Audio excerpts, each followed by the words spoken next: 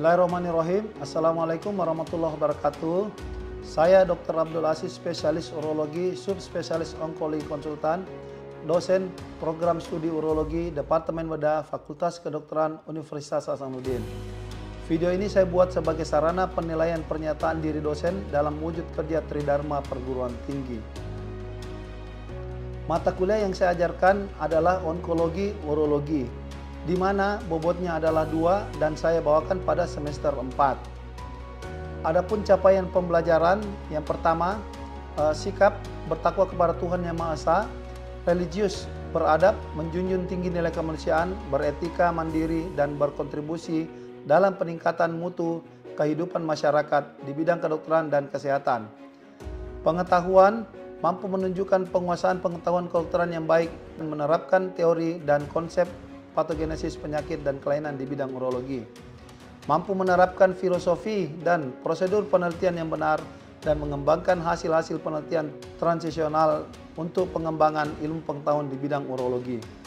Mampu menyusun hasil pemikiran dan argumen spesifik secara bertanggung jawab serta mengakomodasikannya kepada tim dan pengguna layanan. Keterampilan umum, mampu melaksanakan penilaian dan penataksana perioperatif dasar pasien bedah, mampu menganalisis data penyakit untuk menghasilkan suatu diagnosis dan tata laksana penyakit dan kelainan di bidang urologi. Keterampilan khusus, mampu menegakkan diagnosis penyakit dan penelaksanaan perioperatif kelainan di bidang urologi sesuai evidence-based medicine. Mampu melakukan tindakan operatif pada kasus bidang urologi secara tuntas, mampu menangani penyulit intraoperasi dan komplikasi pasca operasi kasus urologi secara tuntas, dan mampu mengembangkan iptek dalam bidang urologi melalui riset intermultidisiplin.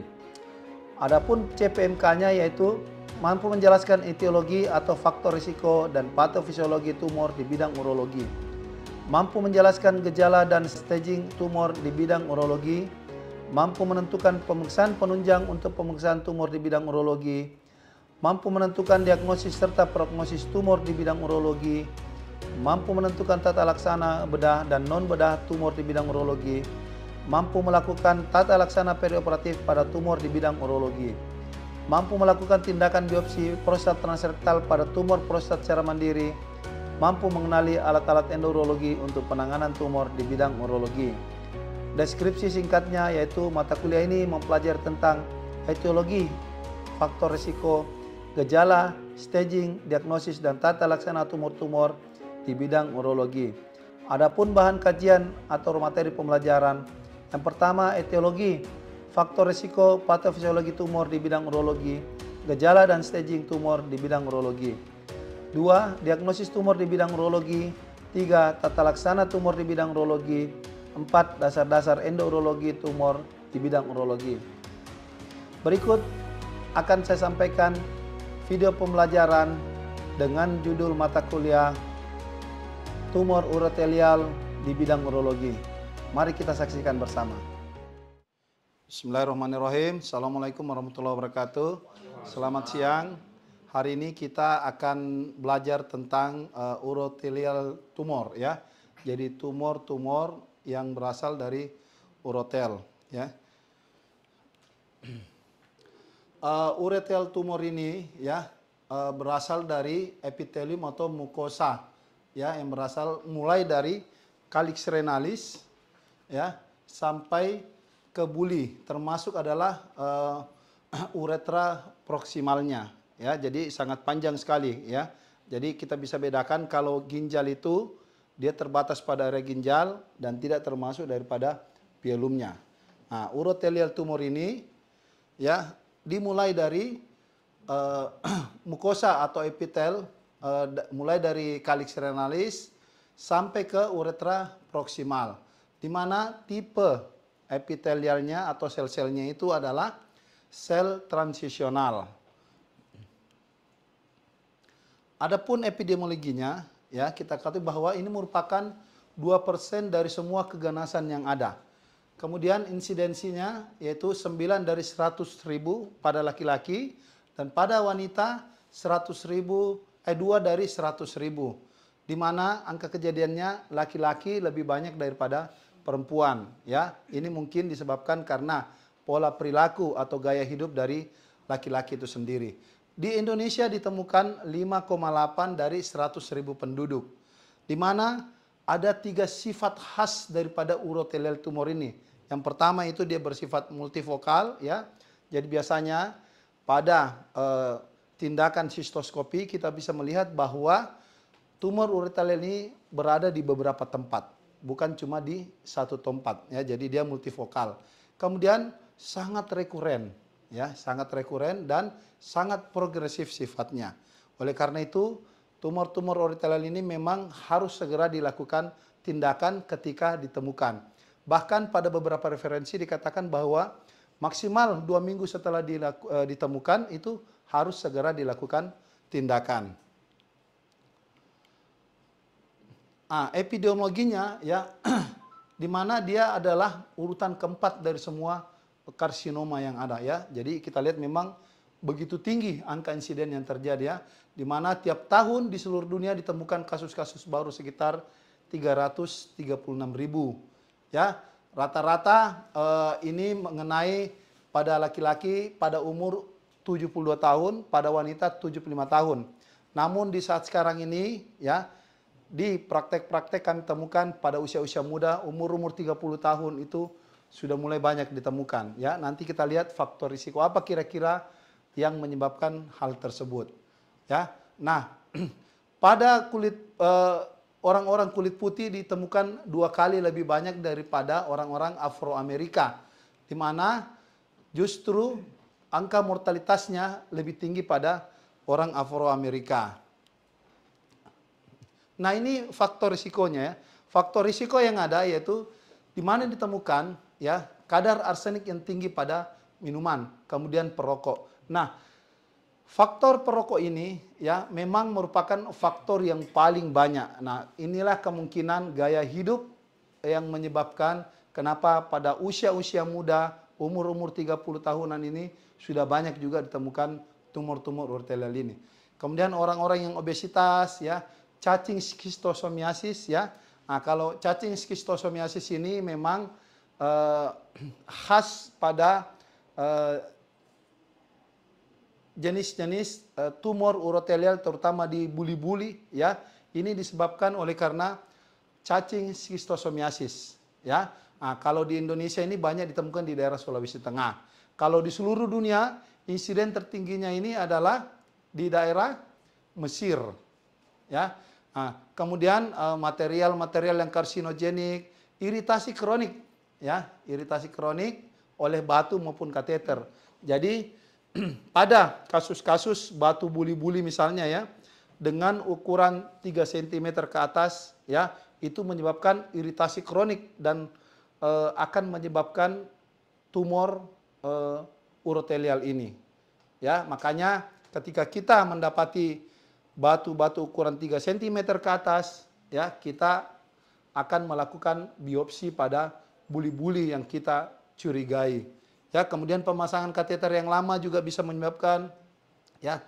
Juga dikatakan bahwa faktor risiko adalah family history, di mana, ya, orang yang menderita, orang tuanya menderita kanker buli-buli atau urotelial yang lainnya, itu lebih besar kemungkinannya menderita urotelial ini daripada orang-orang yang tidak punya family history, ya. Kemudian, ya, ketergantungan analgetik juga bisa menyebabkan berkembangnya urotelial ini serta faktor-faktor genetik. Nah, tipe histopatologinya, ya, ini ada 2 macam sebenarnya, ya, yang transitional cell carcinoma dan non-transitional cell carcinoma. Yang paling sering memang ini adalah tipe transisionalnya ini, dengan beberapa tipe papilar, sessil, dan in situ. Sedangkan yang non-transisional yang paling sering adalah squamous cell. Ini tipe yang paling sering pada yang non-transisional. Nah, ini tadi berhubungan dengan cacing-cacing skistosomiasis tersebut dengan iritasi kronik pada batu atau kateter. Nah, ini kalau biasanya kita menemukan tumor pada batu, maka kita langsung curiga ini kemungkinan besar adalah tipe squamous cell. Nah, ini stagingnya, ya. Stagingnya nanti kita lihat bahwasanya mulai dari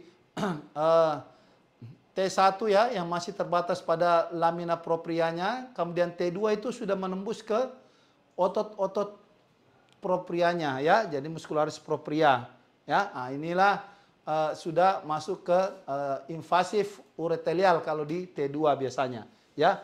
Kenapa kita membedakan ini? Akan berbeda sekali dengan penata laksanaan yang harus kita lakukan tergantung daripada grading tersebut ya. Kemudian T3 ya sudah ke jaringan-jaringan perivesikanya ya, sampai kemudian ke T4 ya, itu dia sudah keluar dari buli-buli ya. Jadi kalau kita berbicara urotelial memang adalah sebagian besar adalah tumor di vesika urinaria atau tumor buli-buli ya. Nah, kemudian N-nya kita lihat juga kalau dia masih single limfonodnya ya, di KGB true pelvis namanya, yaitu di perivesika, obturator, internal dan iliaka eksternal sampai ke sakral ya. Kemudian dia akan membus ke regional limfonod ya. Nah, kemudian apakah dia sudah bermetastasis jauh ya? Paling sering metastasisnya ini adalah dia ke paru-paru biasanya. Nah, bagaimana gejala klinis yang sering ditemukan? Ada hematuri yang sangat khas pada tumor-tumor vesika urinaria atau urotelial ini ya. Jadi sifat hematurinya itu yang pertama gross hematuri ya. Jadi ketika orang menderita ini dia akan mengeluarkan kencing campur darah ya. Kemudian painless, tidak nyeri ya. Nah, dia tidak nyeri. Jadi ketika ada pasien yang datang kemudian datang dengan kencing campur darah ya, kemudian dia bilang tidak nyeri sama sekali ya. Kecuali kalau dia sudah retensi baru merasakan nyeri karena tekanan pada vesika urinarianya. Kemudian intermittent ya. Jadi tidak setiap saat dia mengalami hematuri tersebut. Bisa saja hari ini dia merasakan hematuri, kemudian 2 minggu kemudian baru dia hematuri lagi. Atau kemudian 1 atau 2 bulan lagi dia hematuri lagi. Jadi tidak setiap saat. Ya, ini gejala hematuri khasnya pada tumor-tumor urotelial ya, di mana ini 85 sampai 90% menderita hematuri ini. Kemudian gejala lainnya ditemukan LUTS ya. Nah, ini biasanya kalau LUTS pada yang tipe in situ ya. Apa kepanjangannya LUTS? Iya, lower urinary tract. Iya, simptom ya. Kemudian termasuk yaitu frekuensi, urgensi dan dysuria ya. Frekuensi ini maksudnya bagaimana? Ya, peningkatan ya frekuensinya, jadi makin sering kencing. Normalnya orang kencing berapa kali sih dalam sehari? Kan kalau kita bilang dia meningkat makin sering, ya pasti ada normalnya berapa sebagai standarnya. Ada yang tahu? Tiap berapa jam orang kencing normalnya? 3 sampai 4 jam. Jadi kalau kita menghitung dalam 24 jam, yang 3 sampai 4 jam itu berapa kali kita kencing? 6 sampai 8 kali. Itu normalnya kita kencingnya dalam 24 jam. Jadi kalau lewat dari 8 kali berarti sudah terhitung sebagai frekuensi. Ya, kemudian urgensi. Ya, apa itu urgensi?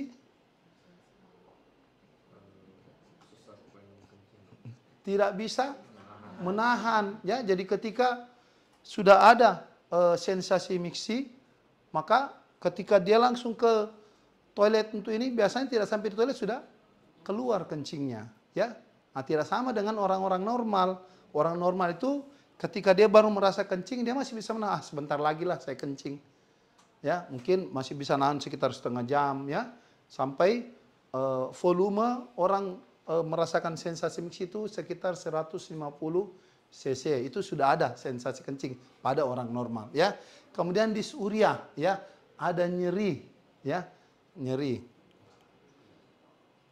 Nah, pada pemeriksaan fisik ya, pada tahap-tahap awal itu kita tidak ada yang gejala-gejala khas ya yang abnormal. Itu seperti orang biasa. Ya, nanti pada tahap lanjut ya, tahap lanjut kita bisa meraba adanya massa di abdomen bagian bawah dengan cara pemeriksaan apa? Pemeriksaan apa? Bimanual palpasi, ya. Jadi kita lakukan colok dubur, kemudian salah satu tangan kita menekan di daerah suprapubik. Nah, pertemuan antara colok dubur dengan penekanan kita itu biasa kita merasakan massa, ya. Nah, kemudian ada swelling. Ini kalau sudah ada penekanan pada KGB-nya, ya, KGB laka misalnya. Kemudian hepatomegali, ya. Kemudian juga bisa didapatkan nodul di supraklavikular. Ya, berarti ini dia sudah metastasis, ya. Nah, kemudian ya dilakukan juga seperti yang saya katakan tadi, pemeriksaan colok dubur dan bimanual palpasi untuk bisa meraba massa di abdomen bagian bawah. Nah, ada beberapa tumor marker. Jadi urothelial tumor ini termasuk yang paling banyak tumor markernya, ya. Nah, yang bisa kita temukan misalnya kita lakukan urinalisis misalnya, ya. Kemudian untuk pemeriksaan lain kita lakukan sistoskopi dan biopsi, ya, ini gold standarnya, ya. Ketika kita mencurigai, biasanya kita melakukan sistoskopi, ya. Ini salah satu pemeriksaan endoskopi, ya. Selain kita biopsi, kita bisa langsung juga mengambil massa, ya, dengan turbiti. Ya, apa itu turbiti? Harsa? Transrektal. Oke, turbiti, ya. Kemudian kita bisa lakukan sitologi, ya. Kalau sitologinya positif, ya berarti kita curiga adanya keganasan, ya. Nah, pemeriksaan imaging apa yang bisa kita lakukan pada pasien-pasien ini, ya? Yaitu yang pertama, yang paling sering kita lakukan adalah USG, ya. Kenapa sih USG? Yang pertama, USG itu hampir semua tempat ada, ya.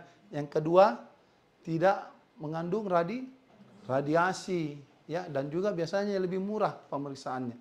Jadi, ketika kita mencurigai itu biasanya ada massa intravesical, ya, ada juga blood clot-nya, ya. Kemudian kalau dia sudah menutupi muara ureternya, maka kita dapatkan obstruksi pada traktus urinarius bagian atas, ya. Nah, IVP ini saat ini sudah jarang sekali dilakukan, ya, karena memang IVP ini untuk pemeriksaannya kita membutuhkan waktu yang lama sekitar 3 hari, kemudian pasien harus diet bubur kecap selama 3 hari, radiasinya juga tinggi, ya. Namun sebagai pembelajaran buat kita, ya, bahwa kalau ada dilakukan IVP maka kita curiga, ya, kita curiga kalau ada filling defect, ya, atau occupying lesion, ya. Kemudian kita bisa lakukan thorax X-ray, ya, apabila kita curiga ada metastasis pada paru-paru atau kita akan melakukan tindakan operasi, ya. CT scan abdomen kita lakukan untuk melihat invasi, invasinya, ya. Jadi kita mau menentukan nodul dengan metastasisnya untuk keperluan staging. Biasanya ini juga kita lakukan apabila kita mau melakukan tindakan radikal.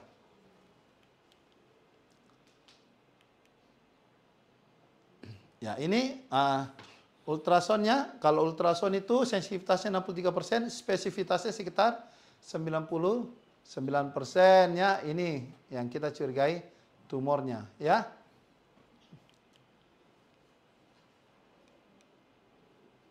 Nah, ini CT scan, ya.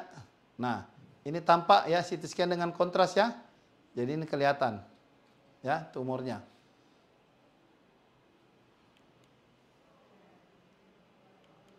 Ini MRI-nya, ya. Nah, ini tampak multifokal, ya. Ini animasi multifokal lebih dari 1. Ini massanya, ini massanya. Jadi kelihatan sangat bagus. Sampai sini ada pertanyaan? Ya, silakan.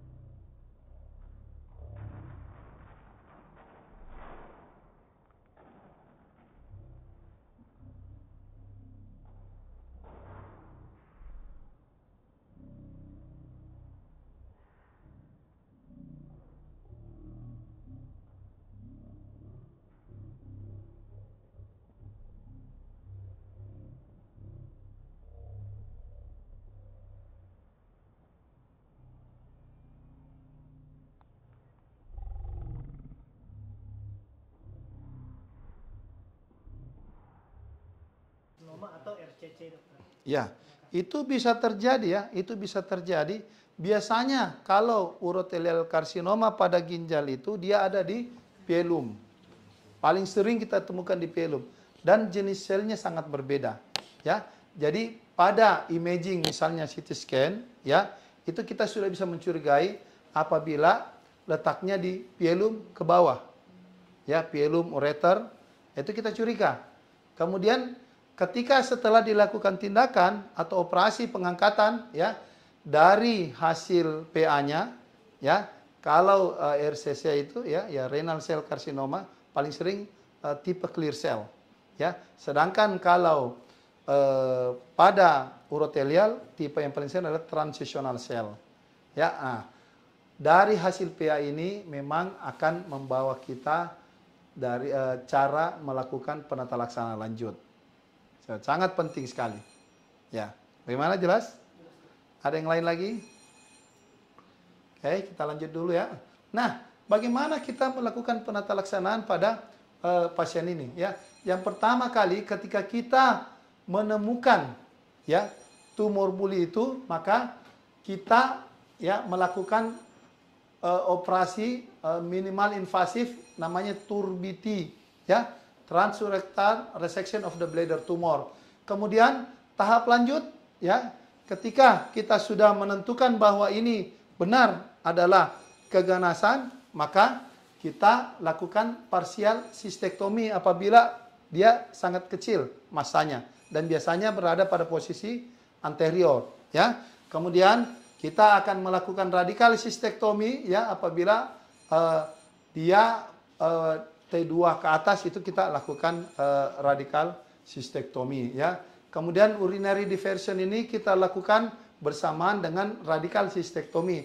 Apakah kita yang paling sering kita lakukan adalah breaker atau ileal conduit. Jadi kita memakai ileum sebagai pouch-nya ya. Kemudian juga bisa dilakukan radiasi ya dengan kemoterapi. Kemoterapi yang paling sering kita pakai sekarang adalah gemcitabine, cisplatin ya. Nah ini MVAC juga bisa yang sering dilakukan ya. Nanti tergantung pada kondisi pasiennya.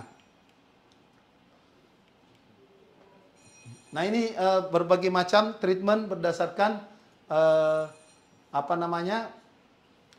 stagingnya ya. Stagingnya pada T1 kita masih melakukan TURBT ya dengan kemoterapi ya. Ada namanya kemoterapi intravesika ya.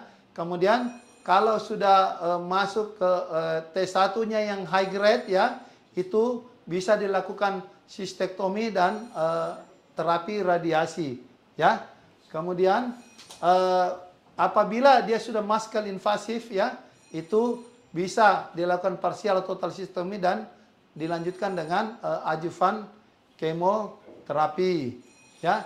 Kemudian T3 ya, apabila masih dapat dilakukan operasi, kita melakukan radikal sistektomi dengan diseksi limfonod dan radiasi terapi ya. Ini triplet namanya ya.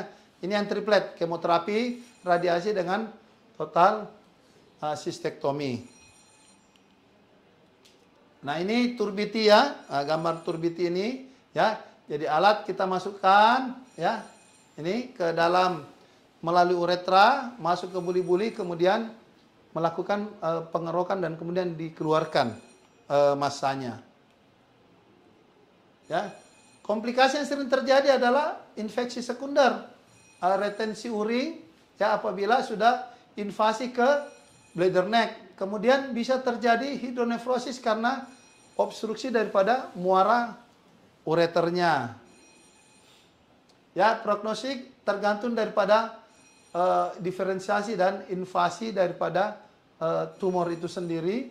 Kemudian apabila prognosis dianggap baik apabila kita bisa mengambil secara keseluruhan tumor tersebut dan ditemukan dengan cepat sehingga bisa dilanjutkan dengan terapi-terapi lainnya. Saya kira demikian. Ada pertanyaan? Ya, silakan.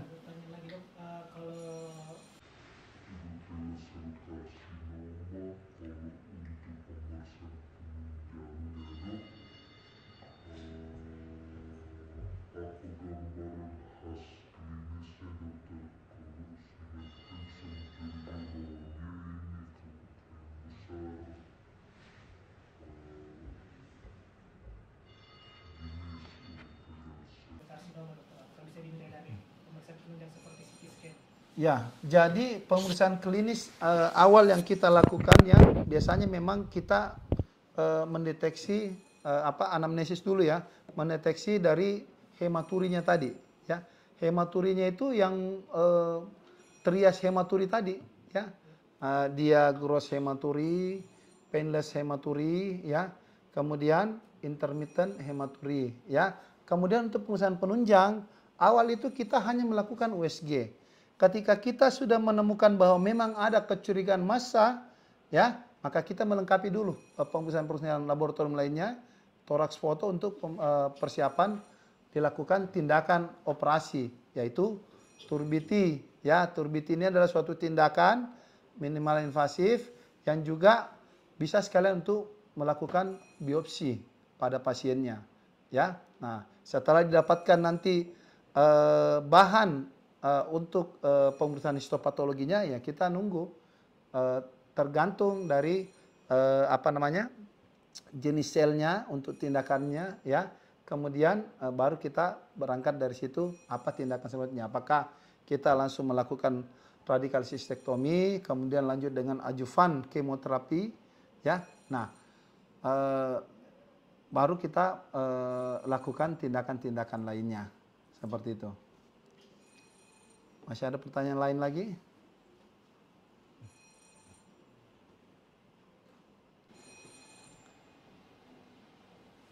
Sudah jelas ya? Ya, baik kalau gitu terima kasih. Saya tutup kuliah kita dengan ucapan Assalamualaikum warahmatullahi wabarakatuh. Selamat siang.